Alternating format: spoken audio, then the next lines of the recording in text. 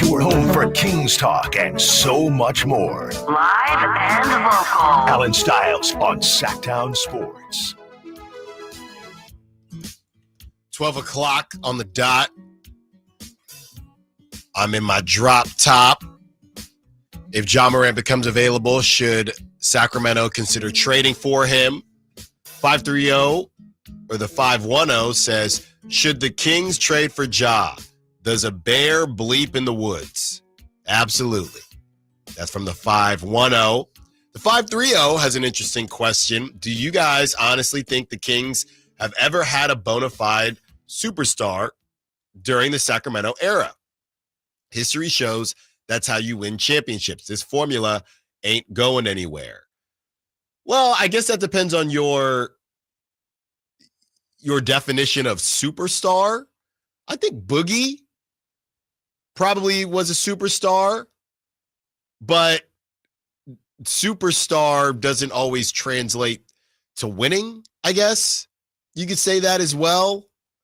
If they traded for Ja Morant, he'd probably be the biggest superstar, but, it was just yesterday we read an anonymous GM said that Ja is not a guy that can win multiple series for you, right, between the injuries and the stuff. By the way, Brett Siegel is reporting that a suspension is unlikely for Ja, but Adam Silver was very displeased with the hand gesture.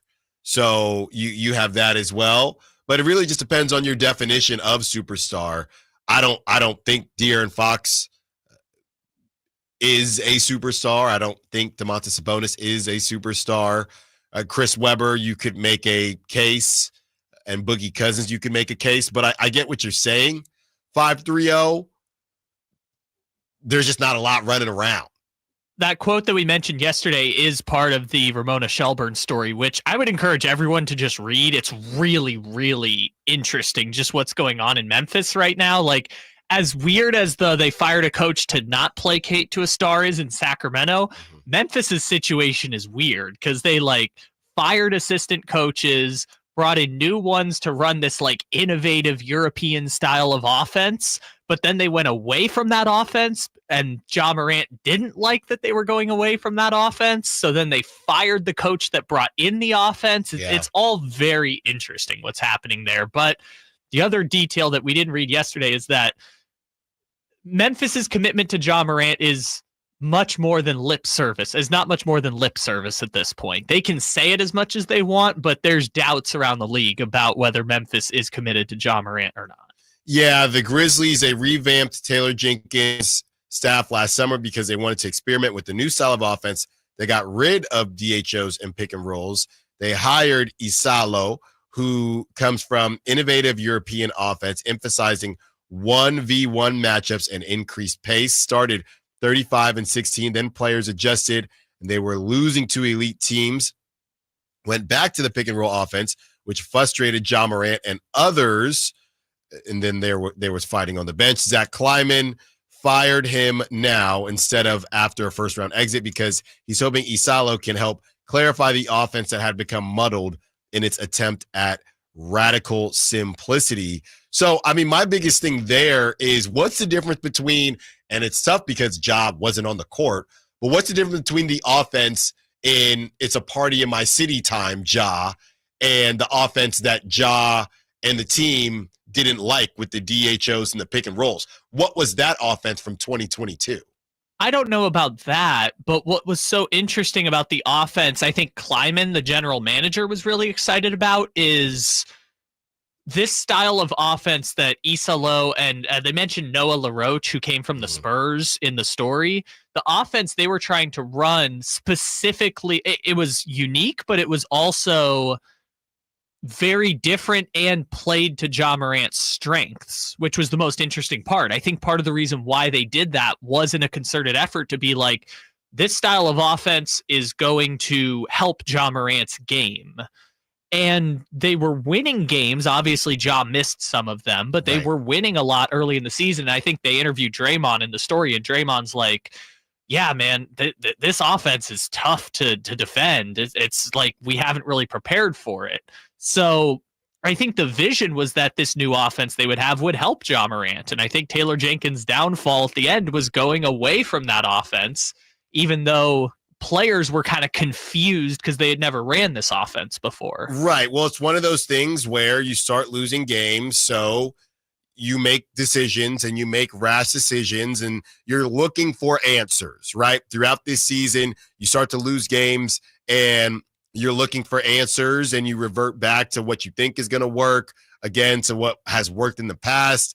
And you kind of get away from the process and you run into a GM and a group that doesn't like that you went away from the process, so much so that we're not going to have a conversation. We're just going to fire you over it. So that's where that is. As far as where Memphis is, I know that they were in some of the conversations for Kevin Durant. So maybe that's where they look to go, because what I'm struggling with as Ja Morant might become available, what I'm struggling with is, again, you have these guys, and I saw something. There was a certain timeline, and Ja Morant had actually missed more games than Zion Williamson, even though both those guys, same draft, just kind of a rough stretch for them. But what I'm struggling with is we keep looking at how these teams rebuild. And this goes back to how you tank or whatever and retool and rebuild and try to figure out where to go. So you have a Memphis team. You would call Ja a hit, right? He's not Anthony Bennett. You wouldn't say that it was a bust. He's better than RJ Barrett. Right. You would say that they hit on Ja. So you hit on Ja. You hit on Desmond Bane with the 30th pick. You hit on Jaren Jackson. You make the requisite moves, and you still find yourself in a position where it didn't work.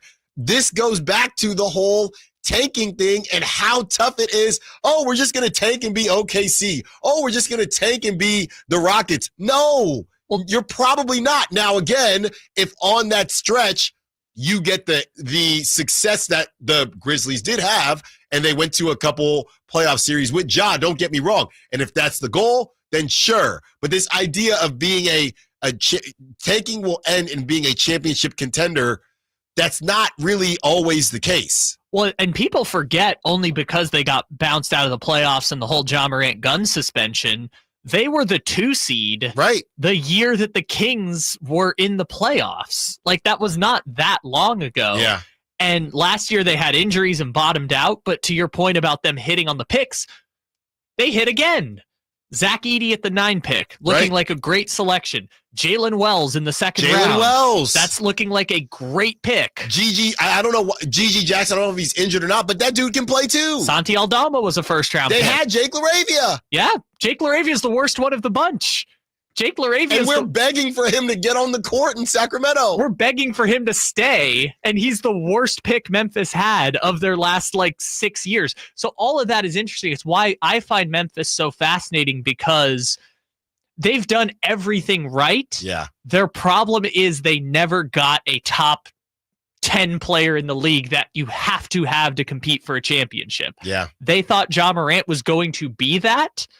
And obviously that it seems like they're even questioning now whether Ja Morant can ever get back to being that person. Because it seemed like this year was about retooling an offense to build around Ja Morant. And depending on who they hire this offseason, it will decide what direction they're going in. Because do they say we just can't build around Ja Morant?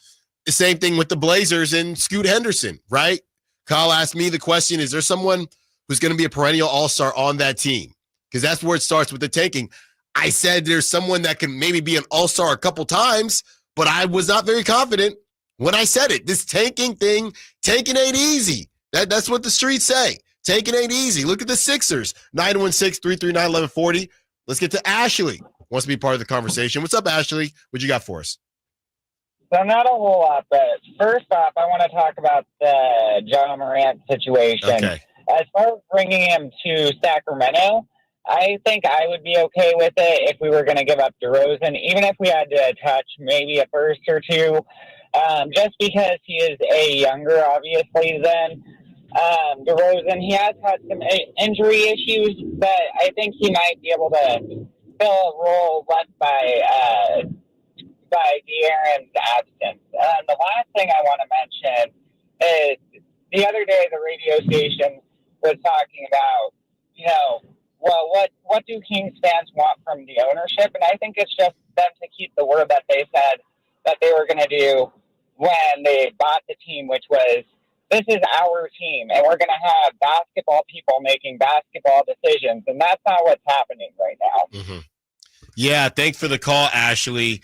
And I want to answer that on the other side because it's very clear that Jerry Jones is in the mix, right? What's happening in Sacramento, it's a little less clear. It's a little cloudier, but I do think that a lot of us are on the same page. And, a lot of people had some things to say about Sam Amick's article, but that was kind of illustrating what exactly is going on out here. And Ashley speaking to it. We've had a couple texts speak to it as far as where exactly the line stops for ownership and where it starts as far as basketball making decisions and who they are bringing into the fold. We will also break down a scenario where the Kings can make the play and keep the pick. Didn't think that could happen, did you? Well, we cooked it up. Allen Stiles, Sactown Sports.